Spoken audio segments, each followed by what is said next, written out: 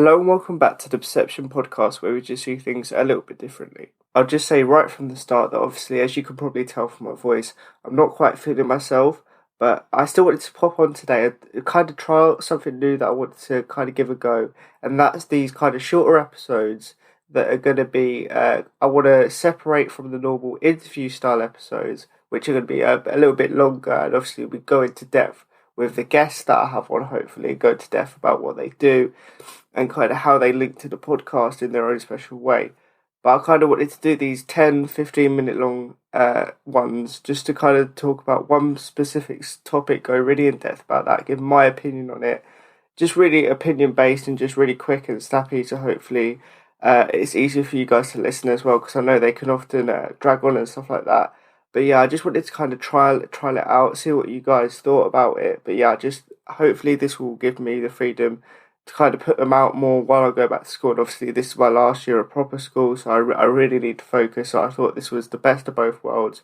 That I'd still be able to produce these episodes, but they'd just be a little bit shorter. And it got to the point a bit more. So I thought today it was only fitting for the first topic to be about the Paralympics. Obviously, they were on quite recently. I think they went midway through August to the start of September, and I was absolutely enthralled by it. And there's just a couple of things I kind of want to talk to you guys about it, really. And the first thing I actually wanted to mention was that I wasn't actually a fan of the initial advertising campaign. I think the slogan for Channel 4, who were broadcasting it, obviously, was something like, it's okay to stare at them now, or we want you to stare at us now, or something like that. It was something along them lines. Honestly, I can't say that I was engrossed in it, because the first time I saw it, I was kind of put off by that kind of advertising. And the main reason for that is, from my perspective, and obviously every disabled person is going to have different experiences and their different opinions about it. But for me, that was kind of like going, oh, it's finally okay to stare at them. Like, it was a little bit demeaning and kind of focused on the people watching it, possibly of normal ability, and how it affects them, rather than celebrating the disabled athletes, which I think is the main thing. For me, it was just a little bit demeaning. I could kind of get what they were going for, and as I say, everybody's going to have a slightly different opinion based on their life experience. And I know obviously Channel 4 have to ask a lot of disabled people kind of poll the slogans, and it's very hard nowadays to get a politically correct slogan. And I'm not the sort of person to go, oh, that wasn't politically correct, or it wasn't quite what it should be in this day and age. I'm not somebody like that. But for me, that slogan just rubbed me off the wrong way. It wasn't about being PC or anything like that. It had the wrong focus for me, and as I say, it was a little bit belittling. And I'm obviously not even an athlete, not too engaged in Paralympic sport, probably as I should be either. It was just, as a disabled person driving past that, I kind of mentioned to my mum, I don't really like that. And she was like, they have to poll so many people and nobody's going to agree on everything. And that's why I think it's particularly important in like a Paralympic episode like this is going to be, not to focus on the kind of subjectiveness on it, not the advertising campaign. The real essence of it and the real important bit of the Paralympics is the actual events and the competing and the celebration of disabled sport. So even though I didn't like that, obviously I still watched the Paralympics, got really invested in it, got really involved in it, really, from like a spectator's point of view. I need to really get more involved in the sport, like, part of it. But from a spectator's point of view, I thought it was absolutely amazing. I think in the end we finished second, only to China, who are obviously amazing in Paralympic sport and normal ability sport as well. I just think there's no catching up to them at this point. They've obviously got the biggest population in the world, and they're just a mammoth of sport, really. But to finish second to me shows, and obviously I haven't done much.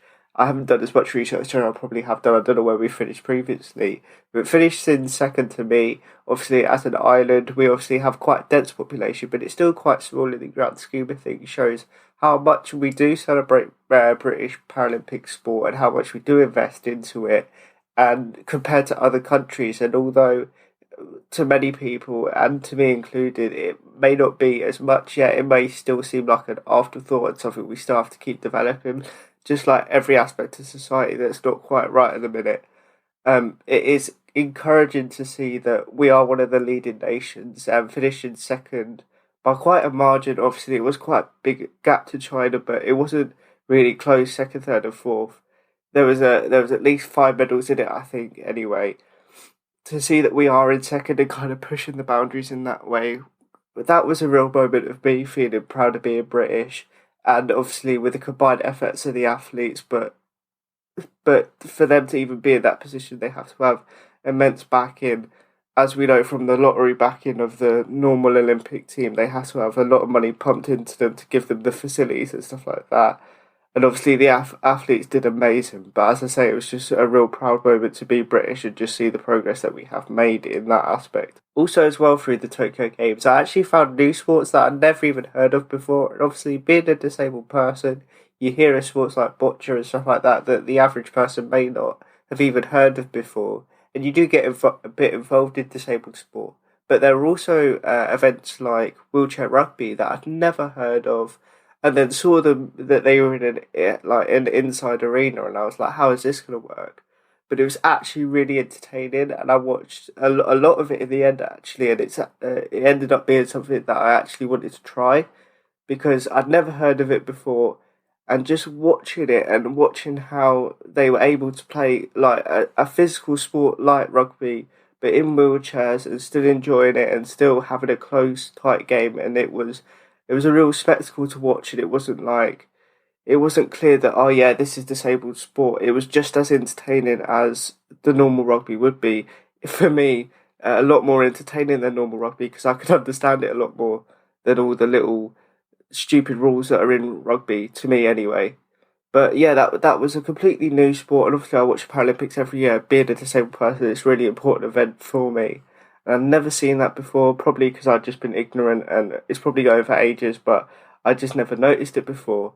And yeah, it made me a fan of it, and it just shows that this celebration of disabled sport can, even to disabled people, inspire them and get them moving a bit more, which is ultimately the ultimate goal of it has to be that we need to get people off the couch, inspiring people that even though you may be disabled, you can do these amazing things like go to the Paralympics, inspire young generations, and yeah, get them medals and bring them home and just progress the outlook on disability throughout the world, really, because this is what these events can do.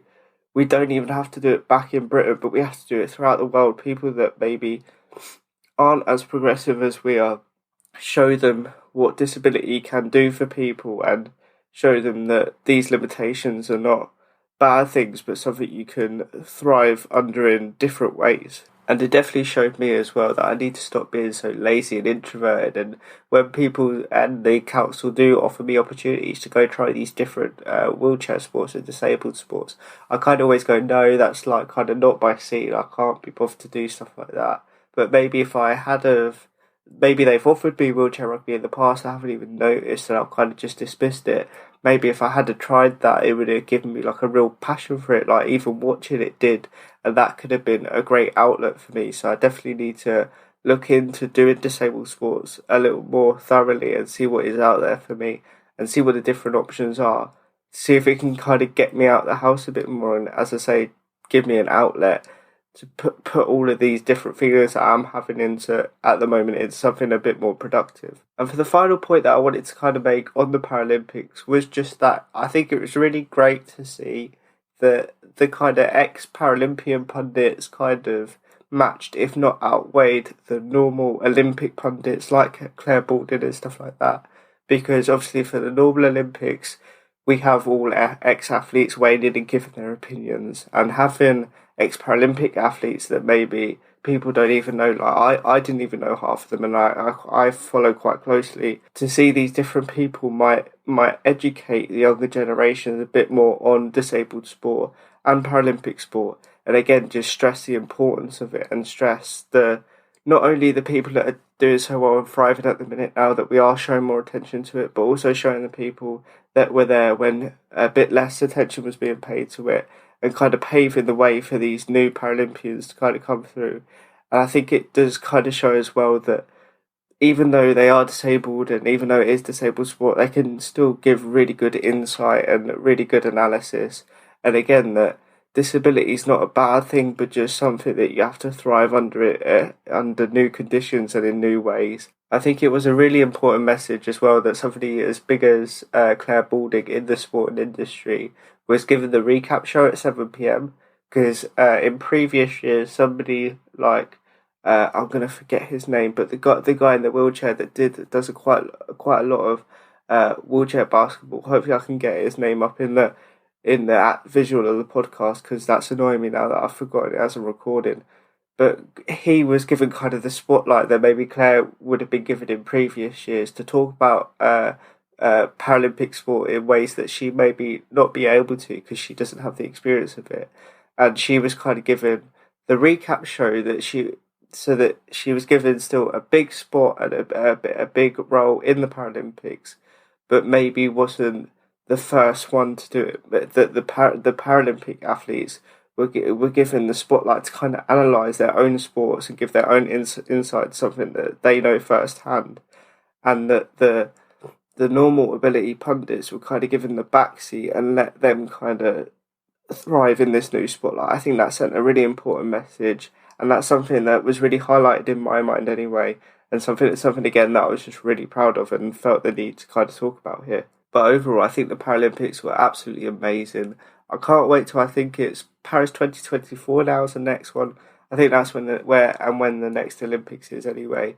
Hopefully my awful voice and whatever this is, cold flu, whatever it so happens to be, hasn't distracted you too much, and kind of the main message that I wanted to get across about the games and stuff like that really did kind of resonate with you.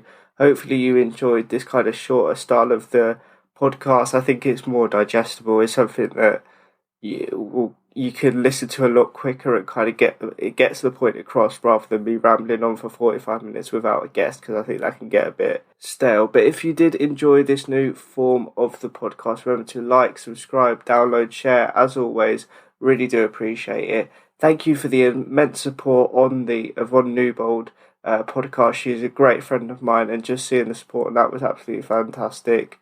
A few new subscribers as well, so hopefully you enjoyed this one as well. But that's all from me for now. Hopefully you'll hear from me very, very soon. Bye.